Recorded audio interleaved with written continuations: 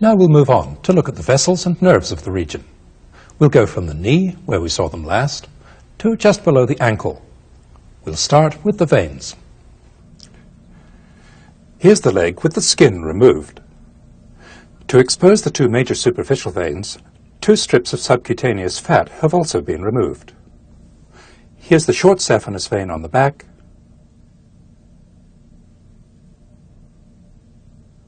and the long saphenous vein on the front.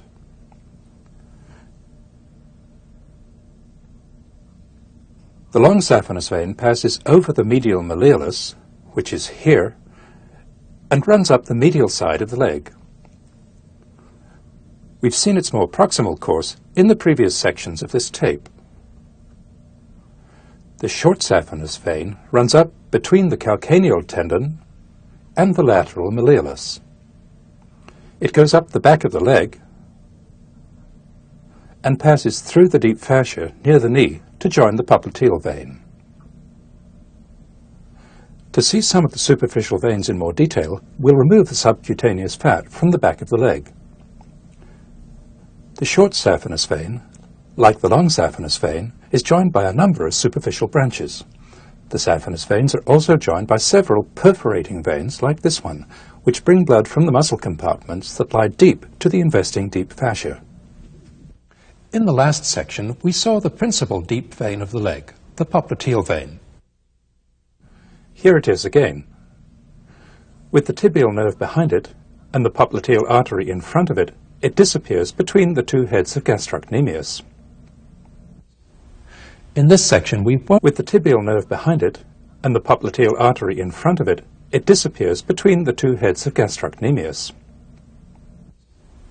In this section, we won't follow the deep veins any further, since their course is just the same as that of the corresponding arteries. We'll look at the arteries next. The three main arteries which supply the leg and ankle region are all branches of the popliteal artery. They're the anterior tibial, the posterior tibial, and the peroneal. In the dissection that we'll see, all the veins have been removed to simplify the picture. Here's the popliteal artery, passing between the two heads of gastrocnemius. Its branches to gastrocnemius have been removed.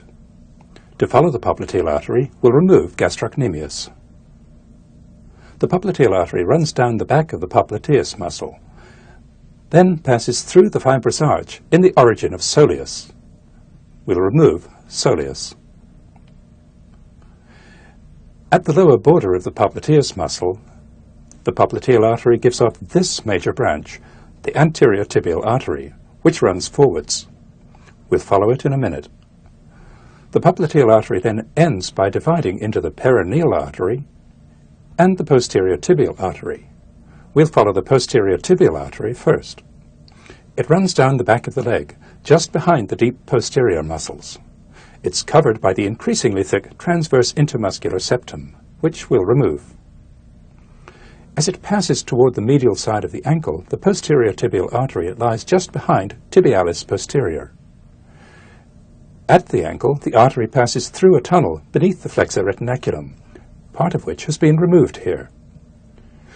Within its tunnel, the posterior tibial artery divides into the medial plantar and lateral plantar arteries, which we'll follow in the next section.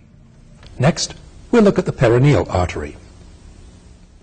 The peroneal artery passes laterally and runs beneath a muscle that we'll be looking at in the next section, flexor hallucis longus. We'll remove it. The peroneal artery runs down between the deep posterior muscles, close to the fibula, which is here.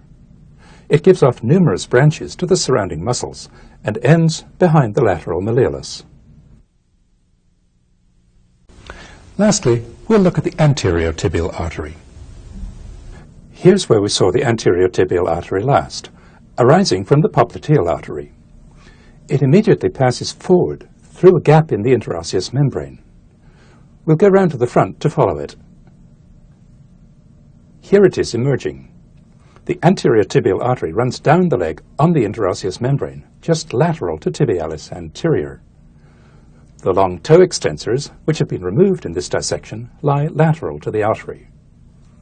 At the ankle, the anterior tibial artery passes beneath the extensor retinaculum. Here's the artery emerging on the dorsum of the foot. Beyond this point, it's called the dorsalis pedis artery. We'll follow it further in the next section.